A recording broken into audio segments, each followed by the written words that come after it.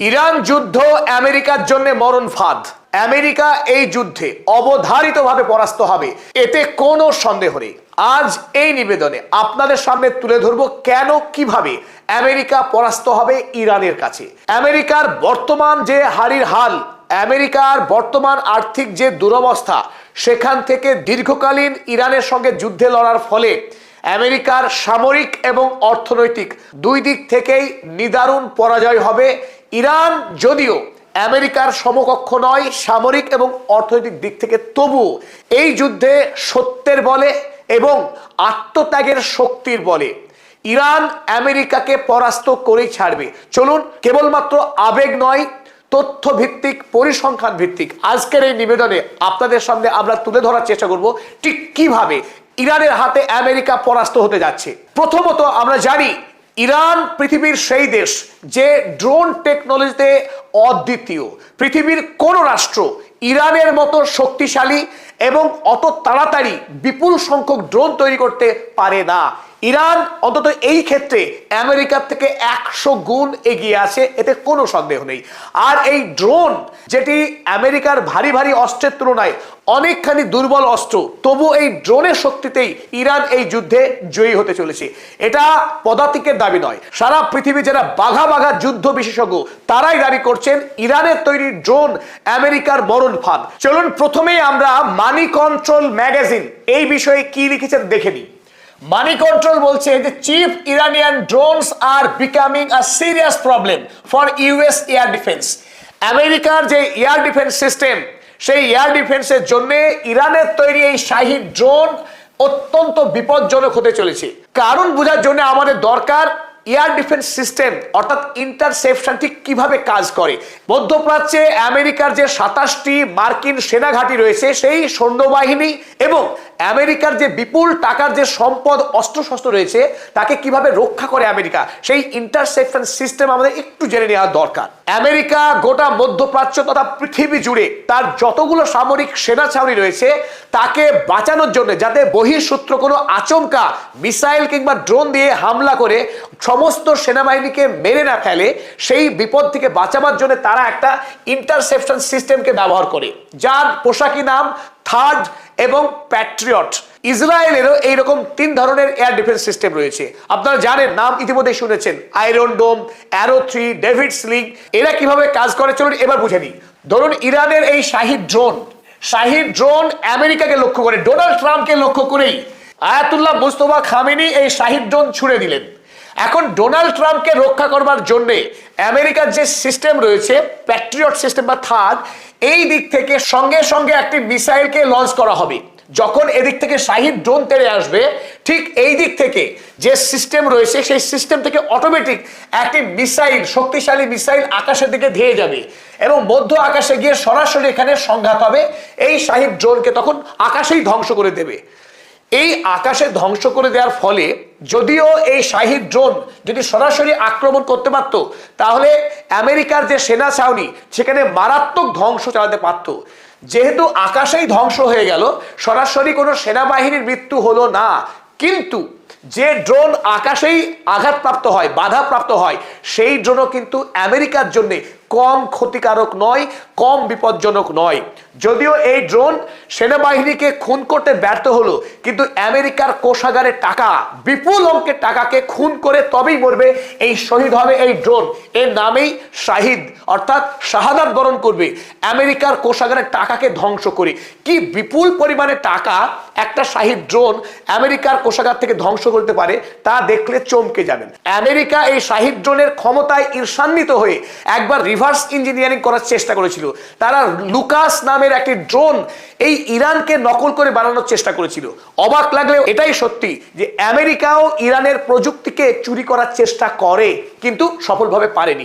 চলুন আমরা দেখে নিই ইরান এবং আমেরিকা এই যুদ্ধে কেন আমরা বলছি যে ইরান আমেরিকাকে পরাস্ত করেই ছাড়বে। কারণ তার শক্তি হলো এই শাহী ড্রোন, সস্তায় তৈরি, দেশীয় প্রযুক্তিতে তৈরি এই শাহী ড্রোন। ইরান যখন নিজের বিজ্ঞানী, নিজের প্রযুক্তি এবং নিজের বারুদ ব্যবহার করে একটি শাহী ড্রোন তৈরি করতে গিয়ে তার খরচ পড়ে মোটের উপরে 18 লাখ টাকা ভারতীয় টাকায়। তখন এই একটি শাহিদ ড্রোনকে আকাশে ইন্টারসেপশন করতে গিয়ে, বাধা দিতে গিয়ে আমেরিকার খরচ পড়ে 100 কোটি টাকা। 100 কোটি টাকা খরচ কেন পড়ে? মোটামুটি 36 কোটি টাকা খরচ হয় একটি মিসাইল বানাতে। আর একটি মিসাইল দিয়ে কখনোই শাহিদ ড্রোনকে আটকানো সম্ভব না, কারণ আকাশে তার গতিপথ বদলাতে পারে। তাই অন্তত 3টি মিসাইল ছুটতে হয় একটা শাহিদ ড্রোনকে আকাশে ধ্বংস করবার জন্যে। তাহলে 3টে মিসাইল যদি ছোড়া হয়, 18 লাখ টাকায় তৈরি হওয়া একটা শাহিদ ড্রোনকে আকাশে ধ্বংস করতে গিয়ে আমেরিকার খরচ হচ্ছে মোটামুটি ভাবে 100 কোটি টাকা। আনুপাতিক হারে যদি আমরা দেখি, তাহলে প্যাট্রিয়ট সিস্টেম থেকে যদি 3টে মিসাইল ছোড়া হয়, একটা শাহিদ ড্রোনের পরিবর্তে 555 গুণ টাকা বেশি খরচ হবে আমেরিকার। ধরা যাক যদি ইরানের খরচ হয় 1 টাকা, সেখানে 555 টাকা খরচ হবে আমেরিকার। আর যদি সেটা থার্ড সিস্টেম হয়, থার্ড সিস্টেম আরো ভয়াবহ রকমের ব্যয়বহুল। যদি ইরানের খরচ পড়ে 1 টাকা, তাহলে আমেরিকার খরচ হবে 1609 টাকা। সুতরাং আমেরিকা যতই ধনী রাষ্ট্র হোক, ইতিমধ্যেই আমরা প্রত্যেকে জানি 39 ট্রিলিয়ন ইউএসডি লোনে ডুবছে আমেরিকার সাম্রাজ্য। ইতিমধ্যেই আমেরিকা আর্থিকভাবে দেউলিয়া হওয়ার পথে। সেই রাষ্ট্র এই অন্যায় যুদ্ধে জড়িয়ে পড়ার পর ইরান তার এই যুদ্ধে একটা স্পষ্ট স্ট্র্যাটেজি দিয়েছে। সেটা কি? এই সস্তায় তৈরি ড্রোন ব্যবহার করে আমেরিকার টাকা, আমেরিকার এয়ার ডিফেন্স সিস্টেমকে ঝাঁঝরা করে দেওয়া, তাকে ফুটো করে দেওয়া, যাতে করে দীর্ঘদিন ইরানের বিরুদ্ধে লড়াই করতে প্রলুব্ধ হয় আমেরিকা। আর সেই যুদ্ধ যদি চালাতে থাকে আমেরিকার, এখান থেকে আপনারা ইঙ্গিত করতে পারছেন যে কি পরিমাণ ব্যয়বহুল এই যুদ্ধে লড়া আমেরিকার জন্য। এই মুহূর্তে ইরানের হাতে এই শাহিদ ড্রোন অন্তত 80,000 ড্রোন রয়েছে মজুত। তার উপর প্রতি মাসে ইরান এই শাহিদ ড্রোন অন্তত 10,000 করে নতুন শাহিদ ড্রোন তৈরি করতে পারে। এটা ভাবার কোনো কারণ নেই যে শাহিদ ড্রোনের যেখানে তৈরি হয় যে কারখানা, সেই কারখানায় বোম মেরে আমেরিকা ধ্বংস করে দেবে। তার F-35 প্লেন অত্যন্ত শক্তিশালী উড়ে এসে পুরো কারখানায় নষ্ট করে দেবে ইরানকে। শুধু ইরান তৈরি করতে পারবে না, ব্যাপারটা তা নয়।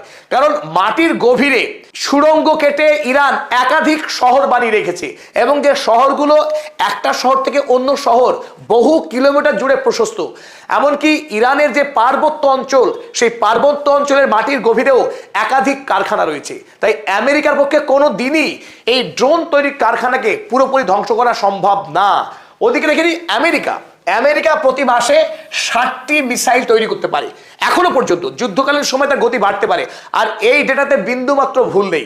আপনাদের যারা মনে হবে যে পদাতিক যে দাবি করছে সেই দাবি সত্য, তো আপনারা প্রত্যেকে চেক করবেন। আমরা হলফ করে বললাম, এই মুহূর্তে আমেরিকা প্রতি মাসে সর্বোচ্চ 60টি করে মিসাইল তৈরি করতে পারে।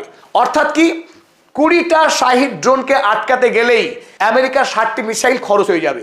যেখানে ইরান 10,000 শাহিদ ড্রোন তৈরি করছে, সেখানে আমেরিকা তৈরি করছে মাত্র 60টি। একথা অনস্বীকার্য যে আমেরিকার এই 60টি মিসাইলের ব্যয় বহুগুণ বেশি, শক্তি বহুগুণ বেশি। কিন্তু 10,000 ড্রোন যদি প্রতি মাসে ইরান ছেড়ে দেয়, আমেরিকাকে লাগবে 30,000 মিসাইল লাগবে তাকে ধ্বংস করতে গেলে। সেই পরিমাণ মিসাইল আমেরিকার হাতে নেই। অতীতে যে মিসাইল তৈরি করে রেখেছিল তার অধিকাংশটাই ইউক্রেন যুদ্ধে, ইসরায়েলকে যে গাজা যুদ্ধ চালালো এতদিন ধরে ইসরায়েল, সেই গাজা যুদ্ধে বিপুল পরিমাণে তার বোমা এবং মিসাইল খরচ হয়েছে আমেরিকার। তার ভাড়ারে অনেক অস্ত্র আছে সত্য, কিন্তু ইরান যে গতিতে তার দেশকে বাঁচানোর জন্য, শহীদ হওয়ার লক্ষ্যে, দেশের স্বাধীনতা বাঁচানোর লক্ষ্যে যেভাবে তৈরি করতে পারবে, আমেরিকা সেইভাবে তৈরি করার ক্ষমতা রাখে না। তাই আমেরিকার মধ্যপ্রাচ্যে থাকা যে এয়ার ডিফেন্স সিস্টেম যখন শেষের দিকে আসবে, তখনই আসল খেলা শুরু করবে ইরান। ইরান এখনো মূল যুদ্ধ শুরুই করেনি।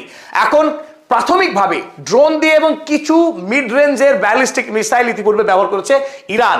ইতিমধ্যেই আমরা জানি যে কুয়েতে, ইউএইতে, কাতারে, বাহরাইনে প্রতিটা দেশে তার সামরিক সেনা ছাউনিকে বাঁচানোর জন্য প্যাট্রিয়ট বা থার্ড সিস্টেমের যে মিসাইল সংখ্যা, সেই মিসাইল সংখ্যা কোথাও 4 দিন, কোথাও 6 দিন মাত্র অবশিষ্ট রয়েছে চালাবার মতো। ফলে ইতিমধ্যে আমরা জানি ইউক্রেন থেকে বিপুল পরিমাণে মিসাইল, এই এয়ার ডিফেন্স সিস্টেম তুলে আনা হয়েছে, রাশিয়া যাতে 2 থাপ্পড় মেরে ইউক্রেনকে দখল করতে পারে। ওদিকে দক্ষিণ কোরিয়া থেকে আমেরিকার যে এয়ার ডিফেন্স সিস্টেম ছিল, সেখান থেকেও তুলে আনা হয়েছে মধ্যপ্রাচ্যে আমেরিকার সৈন্যবাহিনীকে বাঁচানোর লক্ষ্য নিয়ে। তাই এই যে এয়ার ডিফেন্স সিস্টেম রয়েছে আমেরিকার, যখনই দুর্বল হবে তখন ইরান প্রচুর পরিমাণে হামলা শুরু করবে, আসল যুদ্ধ শুরু করবে। আর আসল যুদ্ধ শুরু হবে ইরানের হাতে থাকা সর্বকালের সর্বশ্রেষ্ঠ মিসাইল সম্ভার। আপনারা জানেন ফাতা-1 সুপারসনিক ব্যালিস্টিক মিসাইল, যে মিসাইলের গতি শব্দের গতির থেকে 13, 14, 15 গুণ পর্যন্ত গতি। এই মিসাইলকে প্রতিরোধ করা ইসরায়েল বা আমেরিকার কোনো ক্ষমতা নেই, পৃথিবীর কোনো প্রযুক্তি নেই যে ফাতা-1, ফাতা-2 এইরকম সুপারসনিক ব্যালিস্টিক মিসাইল যাকে প্রতিরোধ করা এবং এর ধ্বংস করার ক্ষমতা সীমাহীন। ইসরায়েল বা আমেরিকাকে এই সমস্ত মিসাইল যদি ইরান ধারাবাহিকভাবে নিক্ষেপ করা শুরু করে, পুরো ধ্বংস করে দেবে ইসরায়েলকে। এবং সর্বোপরি খোররাম শাহের 4, এই খোররাম শাহের 4 মিসাইলের কথা আমরা একাধিকবার বলেছি। কেন বলেছি? তার কারণ এই মিসাইল একটি অনন্য প্রযুক্তি রাখে।